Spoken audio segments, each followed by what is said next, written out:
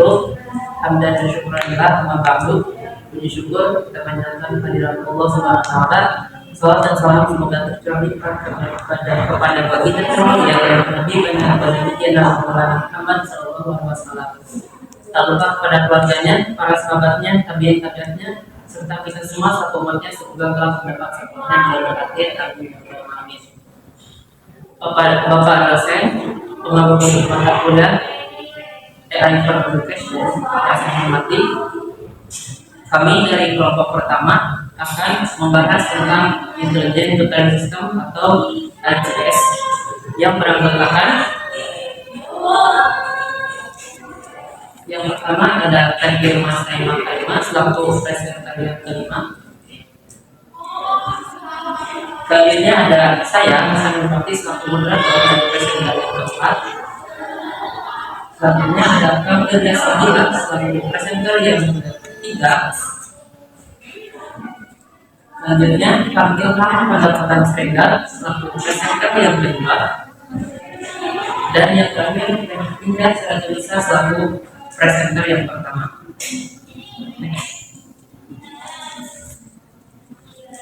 Sebelum lanjutkan pembahasan yang utama, saya akan sedikit memberikan penjelasan atau gambaran tentang apa itu artificial intelligence atau AI. Seiring berkembangnya zaman, banyak sekali penemuan dan karya-karya yang diciptakan yang sangat luar biasa. Salah satunya adalah AI atau artificial intelligence yang berbasis di bidang teknologi. Kecerdasan buatan atau AI merupakan suatu sistem yang dikembangkan dan mampu berinovasi dalam bidang yang dimodelkan baik pada mesin ataupun komputer. Banyak sekali macam-macam AI, namun kali ini kami akan memfokuskan pembahasan pada AI yang berbasis di bidang pengajar atau tutor, yaitu Intelligent Tutoring System atau ITS.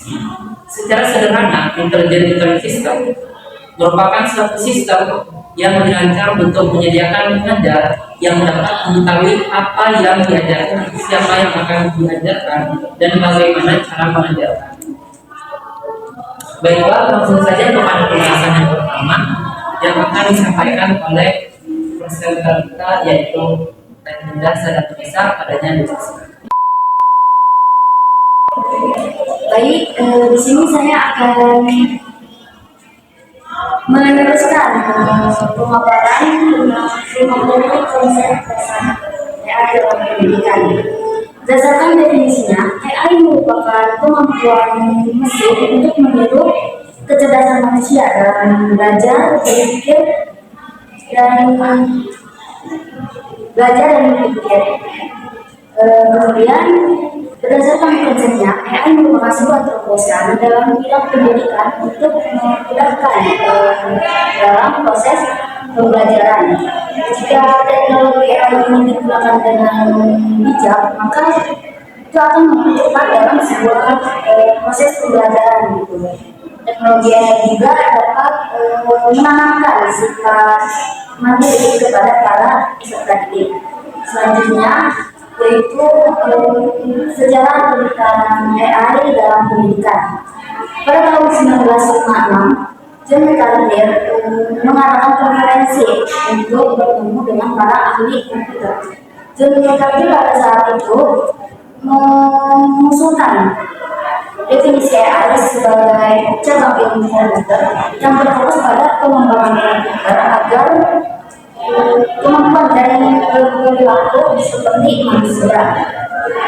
Kemudian pada tahun 1960-an sampai 1970-an, AI mengalami masa kejayaan di mana penelitian dan pengembangan itu berkembang di berbagai institusi akademik dan pendidikan. Kemudian pada tahun 1966, peneliti Eliza menciptakan program komputer pertama yang dapat melakukan percakapan dengan manusia. Kemudian pada tahun 1972 munculnya program satelit yang dibuat oleh SRI Internasional yang dianggap program yang dianggap sebagai robot mobile pertama dalam menggunakan pemodelan AI. Kemudian pada tahun 1980, AI mengalami penurunan karena kurangnya dana dan keterbatasannya teknis. Kemudian pada tahun 1990-an, AI mengalami kemungkinan dan diterapkan di berbagai bidang seperti perdagangan saham, pembuatan mobil, dan sistem navigasi. Kemudian pada tahun 2000-an, AI juga diterapkan pada bidang kesehatan, transportasi, dan industri. Kemudian AI juga diterapkan di bidang pendidikan, yaitu untuk memudahkan guru dan murid dalam proses belajar pendidikan. Mungkin cukup sekian, lanjut kepada presentasi selanjutnya. Baik, saya lanjut. Di sini saya akan menjelaskan bagaimana dampak penggunaan AI dalam pendidikan. Penggunaan AI dalam pendidikan tentunya sangat memunculkan banyak sekali dampak. Di antara dampak besarnya itu dari sisi positif dan negatifnya penggunaan AI dalam pendidikan tersebut. Nah, di sini pertama-tama saya akan menjelaskan bagaimana dampak positif penggunaan AI dalam pendidikan. Nah, dampak positif pertama yaitu AI dapat mengotomatisasi kegiatan dasar dalam pendidikan.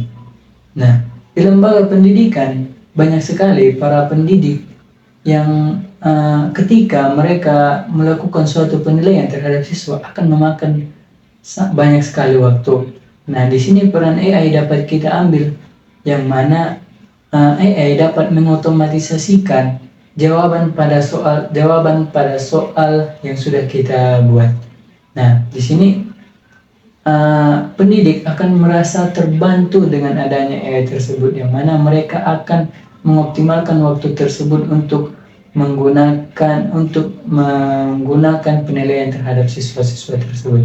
Nah, dampak positif yang kedua yaitu software pendidikan yang dapat disesuaikan dengan kebutuhan siswa. Nah, salah satu peran AI yang berdampak pada pendidikan yaitu dengan menerapkan pembelajaran individu yang lebih besar. Nah, tentunya sistem ini sudah banyak diterapkan di lembaga pendidikan dengan melalui program pembelajaran individual yang adaptif, melalui permainan dan perangkat lunak. Tentunya hal ini sangat akan membantu siswa untuk bekerja dengan kecepatan dan kemampuan mereka sendiri dalam hal apapun itu.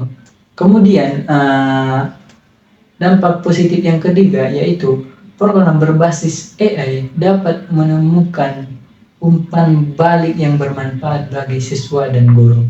Nah, AI tidak hanya dapat membantu guru dan siswa untuk membuat kursus sesuai dengan kebutuhan mereka sendiri, tetapi AI juga dapat memberikan umpan balik dari keberhasilan atau kekurangannya suatu pendidikan tersebut. Nah, tentunya di lembaga pendidikan juga sudah banyak menggunakan sistem AI untuk memantau kemajuan dan kekurangan siswa dalam melakukan pendidikan tersebut. Nah, tentunya sistem ini akan memungkinkan siswa untuk mendapatkan kebutuhan apa yang sesuai dengan apa yang mereka butuhkan. Begitu juga dengan pengajar, yang mana mereka akan menemukan titik kekurangan di mana kekurangan mereka dalam mengajar tersebut dan mengoptimalkannya agar para siswa lebih mudah dalam memahami apa yang mereka ajarkan. Kemudian dampak yang keempat yaitu AI mengubah cara manusia dalam menemukan dan berinteraksi dengan informasi. Nah, tentunya hal ini sudah banyak kita gunakan dalam sehari-hari, manfaatnya sudah kita rasakan. Contohnya seperti Google, yang mana sangat membantu kita untuk mendapatkan informasi dan berita. Nah, untuk menggunakan Google, kita hanya perlu mengetik dan men-searchingnya. Tentunya Google akan langsung memberikan informasi dan berita tentang apa yang kita butuhkan tersebut. Itulah dampak positif penggunaan AI dalam pendidikan. Nah, selain itu, masa depan pendidikan yang relevan dan efektif dapat juga melibatkan penerapan AI sebagai bagian integral dari kurikulum, yang mana hal ini akan akan meningkatkan potensi siswa dalam belajar. Begitu juga mengurangi kesenjangan. Hal ini juga dapat meningkatkan potensi belajar setiap individu dan mengurangi kesenjangan. Begitu juga dapat meningkatkan keterlibatan siswa dalam proses belajar. Nah, itulah dampak positif penggunaan AI dalam pendidikan. Kemudian dari sisi negatifnya, di sini juga saya akan menjelaskan bagaimana dampak negatif penggunaan AI dalam pendidikan. Nah, dampak pertama yaitu dampak risiko kejahatan cyber, yang mana pada tahun 2022 hampir 1 miliar kasus cyber, yang mana pada saat itu hampir 1 miliar kasus cyber yang berasal dari malware berupa serangan dari perangkat lunak yang dapat merusak sistem dan jaringan komputer dan membahayakan pemilik tersebut.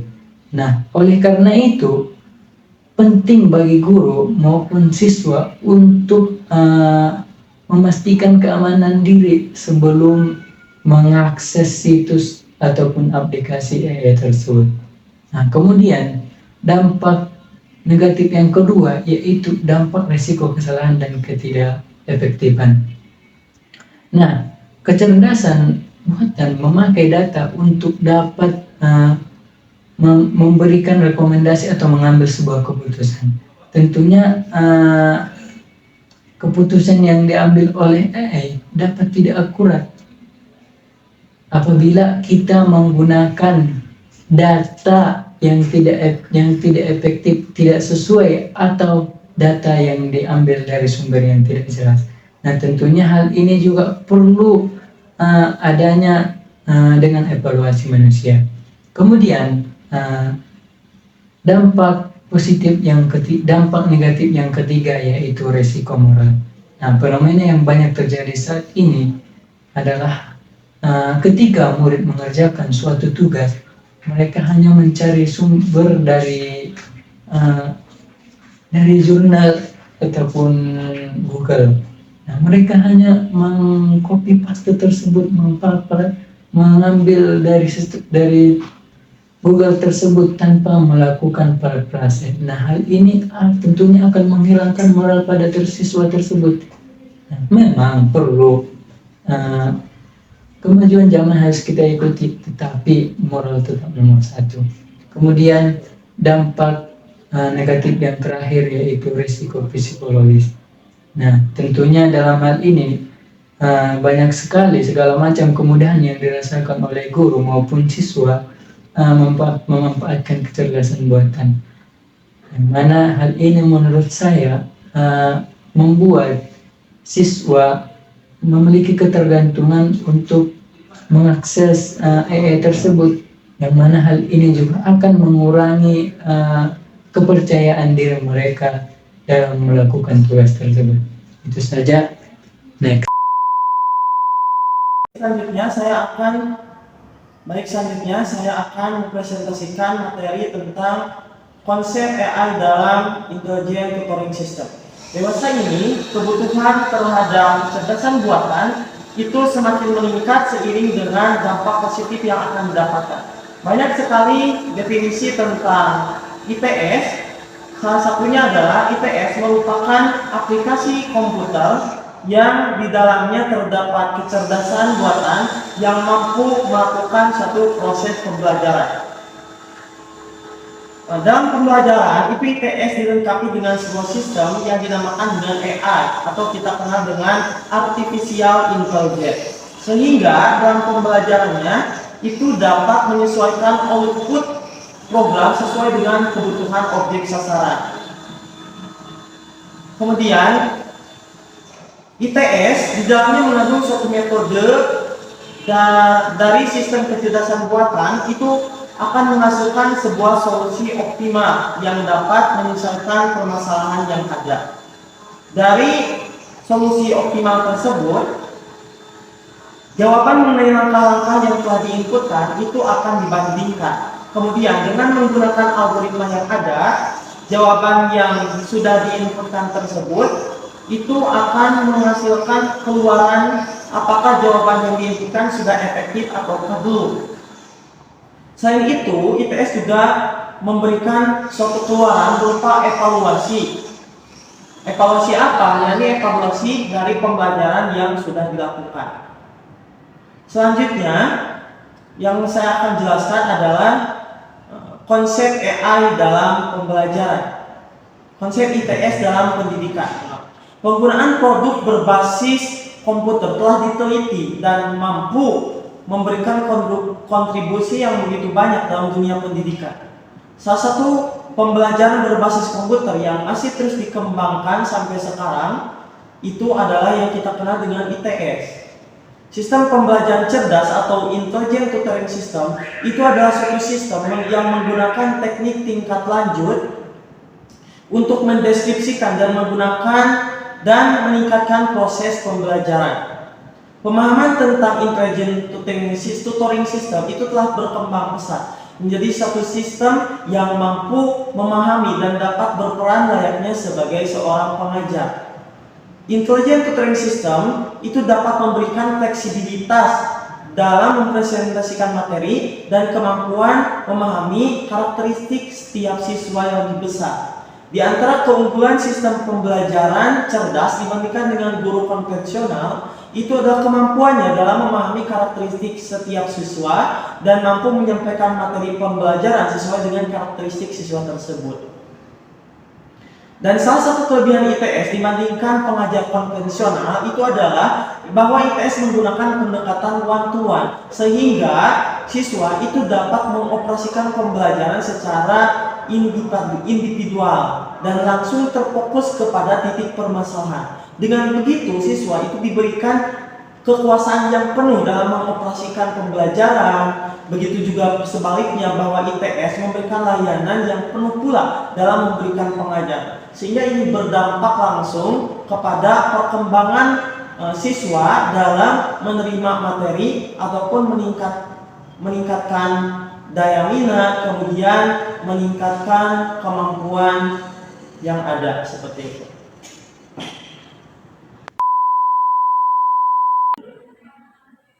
Terima kasih kepada presenter sebelumnya.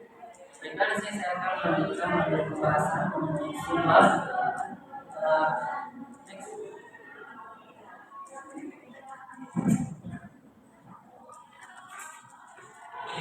ruang lingkup contoh intelijen tutoring system. Menurut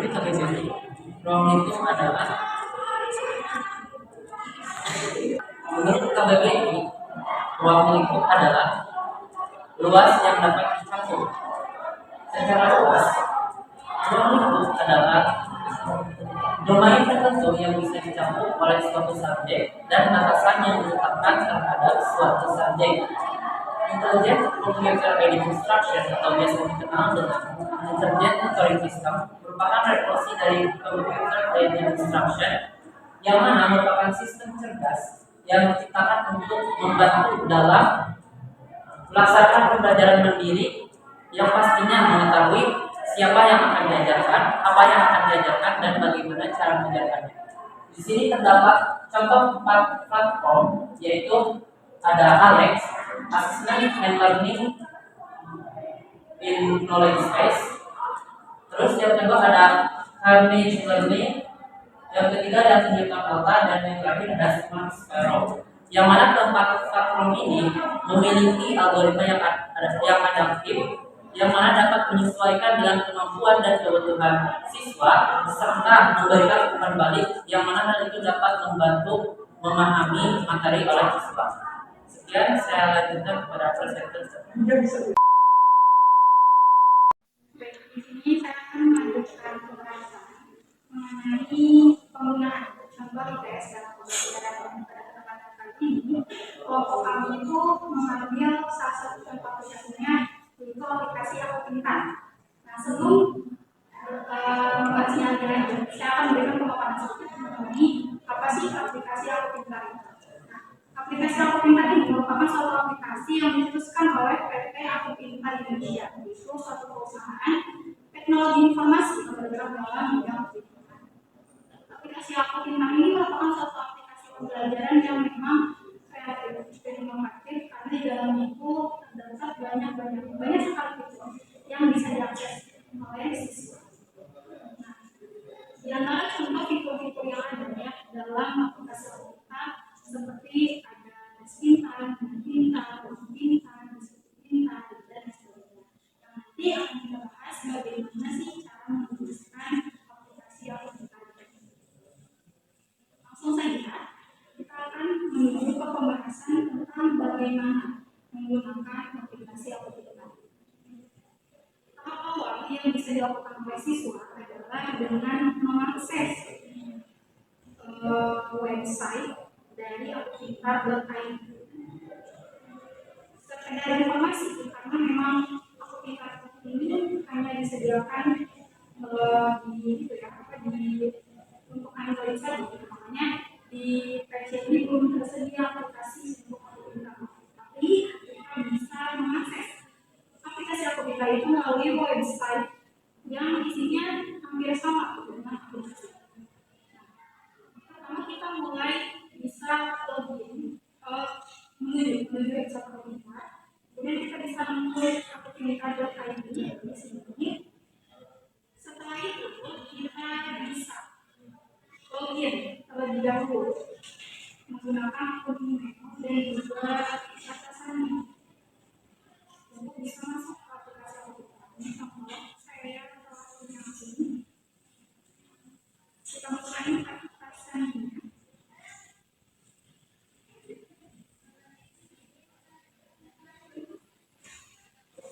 Setelah login menggunakan email, kita klik masuk.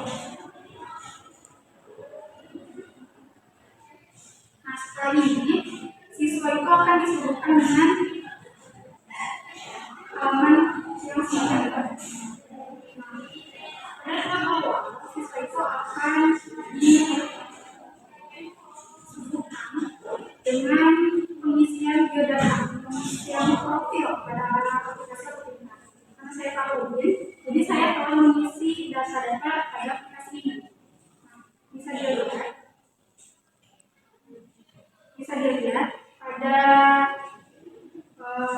biodata itu terdapat beberapa hal yang perlu kita isi, seperti misalnya nama, jenis kelamin, kemudian nomor HP, tanggal lahir, dan yang paling penting yang menurut saya merupakan satu kelebihan dari Aku Pintar ini adalah murid itu disuruh atau diperintahkan untuk mengisi di jam sekolah apa dia saat ini, apakah SMP atau apa SMA.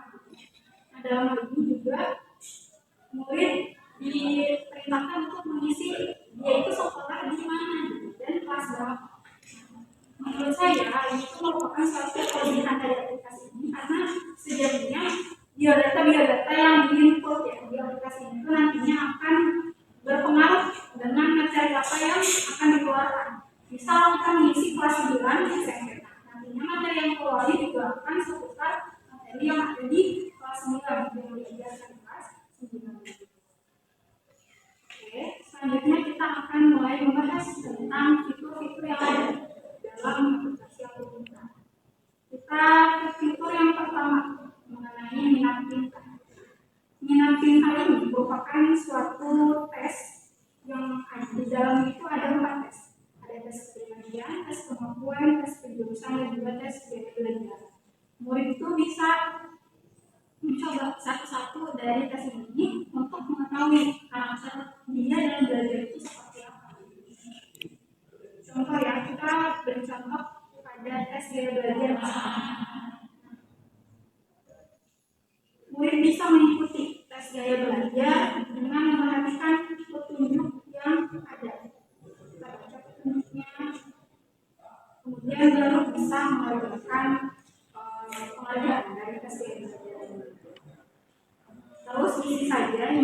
selesai dengan nantinya muncul gaya belajar seperti apa yang tetap bermutu. Kemudian pada aplikasi pada fitur yang selanjutnya itu ada yang namanya fitur belajar pintar. Pada fitur belajar pintar ini berisi materi-materi yang disajikan oleh aplikasi pintar yang disesuaikan juga dengan jenjang dan juga kelas siswa. Contoh di sini ada aplikasi ada materi maksudnya bahasa Inggris, IPA, bahasa Indonesia, matematika dan juga IPS. Nah, contoh kita akan belajar tentang bahasa Indonesia. Nah, ketika kita sudah mempelajari mengenai bahasa Indonesia, itu akan muncul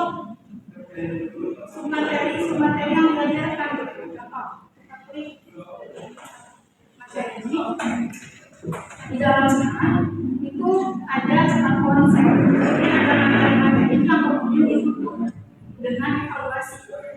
Ini juga beberapa kali saya rasa suatu kelebihan dari aplikasi ini, di mana setiap materi yang disajikan itu semuanya diakhiri dengan evaluasi. Kemudian ketika seorang murid itu telah mengerjakan atau telah mempelajari materi-materi yang ada, maka riwayatnya itu akan muncul seperti pada fitur belajar pintar. Pada fitur belajar pintar contoh, ini ada salah satu materi yang telah saya kerjakan kemarin gitu. Itu nantinya akan memberikan informasi apakah sudah semua dipelajari atau belum gitu. Karena di sini baru 66% dari keseluruhan. Ini sangat penting untuk mengetahui riwayat pembelajaran seseorang. Kemudian pada fitur selanjutnya ada yang namanya tes pintar. Pada tes pintar ini murid bisa mengikuti atau mengerjakan beberapa soal yang disajikan. Dan ini gratis serta waktunya juga tidak ditentukan, jadi bebas. Jadi selanjutnya ada fitur rapor siswa. Nah, rapor ini akan menjadikan aktivitas belajar yang dilakukan oleh siswa. Misalnya dalam seminggu ada berapa materi yang dipelajari dan ada berapa latihan yang dikerjakan. Begitu pula dalam sebulan misalnya ada berapa sih materi yang dipelajari dan latihan yang dikerjakan pun ada berapa. Terus ada juga riwayat belajar dari siswa sendiri juga seperti yang nampak pada pelajaran seperti itu. Kemudian ada aplikasi tambahan dari kampus kayak jurusan dan bagi jurusan.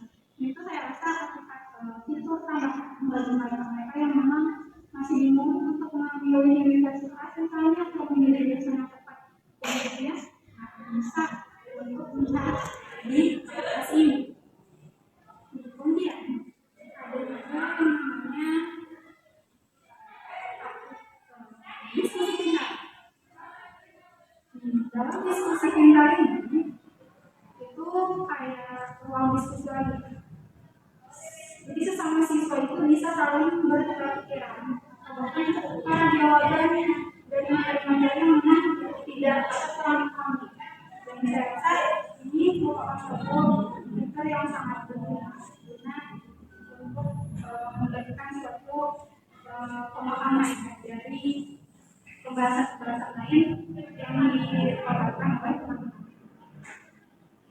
Kemudian ada kursus pintar dan kursus pintar ini nanti itu merupakan salah satu fitur yang harus berbayar jadi harus ada berapa biaya. Kemudian ada ruang pintar. Kalau ruang pintar ini nantinya akan belajar bersama-sama. Biasanya ini melalui live Instagram atau TikTok dari mereka. Jadi bisa belajar bersama-sama dari aplikasi dari fitur kemudian itu berisi fitur-fitur lain yang bisa bermanfaat seperti misalnya kampus, konseling kita, melakukan suatu fitur yang berbahaya seperti mereka yang memberikan konsultasi kepada kita bisa untuk menggunakan fitur ini. Kemudian ada juga yang mungkin itu saja dari pemaparan bagaimana cara pengaplikasian dari aku ini.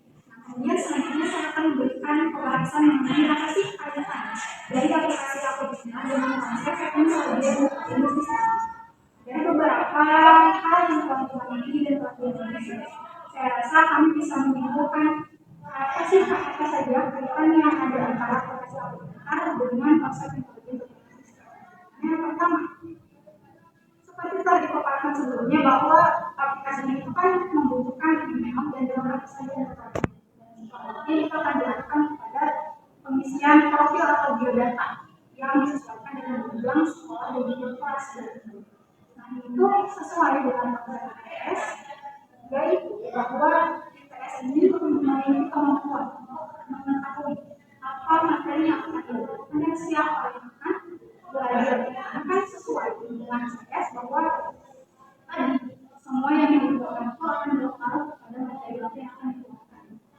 Kemudian yang kedua, ada fitur minat minat. Nah, ini berisi pada silakan kemudian kemampuan dia belajar dan juga tes penjurusan.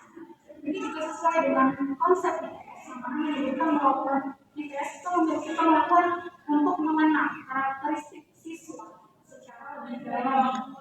Karena kan dari tes itu siswa itu bisa tahu apa sih karakter dia itu seperti apa dalam belajar. Kemudian yang ketiga, aku pintar juga kan merupakan aplikasi yang memang bisa digunakan dimanapun dan kapanpun dan bisa diakses di mana saja. Karena kan kalau misalnya aplikasi sudah di-download di dalam handphone, itu kan bisa digunakan dimanapun dan kapanpun. Nah, ini sesuai dengan konsep IPS bahwa IPS itu memberikan suatu dapat menghilangkan suatu kejenuhan bagi siswa karena langsung fokus pada pembelajaran yang sifatnya itu kan individual. Nah, kemudian yang keempat, ada aplikasi yang pintar itu kan banyak fitur yang memang kreatif dan bisa bermanfaat. Nah, ini juga sesuai dengan salah satu konsep IPS, yang mana konsep IPS itu bisa memberikan suatu kepuasan penuh pada siswa, siswanya juga diberikan kepuasan. Jadi siswa menguasai aplikasi ini juga memberikan kepuasan yang penuh. Jadi ini sesuai dengan konsep IPS. Nah, mungkin dan yang terakhir adalah tadi telah disebutkan ada evaluasi IPS yang dilakukan. Nah, ini bermanfaat bagi siswa dalam mengetahui apa hal yang harus ditingkatkan dan yang harus dipelajari lebih lanjut. Mungkin itu saja beberapa pemaparan tentang aplikasi aplikasi dan kaitannya dengan konsep intelligent system. Saya ucapkan terima kasih. Terima kasih kepada para presenter yang telah menyampaikan materi pembahasannya secara singkat, padat, dan jelas. Mungkin itu saja yang dapat kami sampaikan. Terima kasih atas perhatiannya, mohon maaf atas segala kekurangannya. Akhirul kalam, wassalamualaikum warahmatullahi wabarakatuh.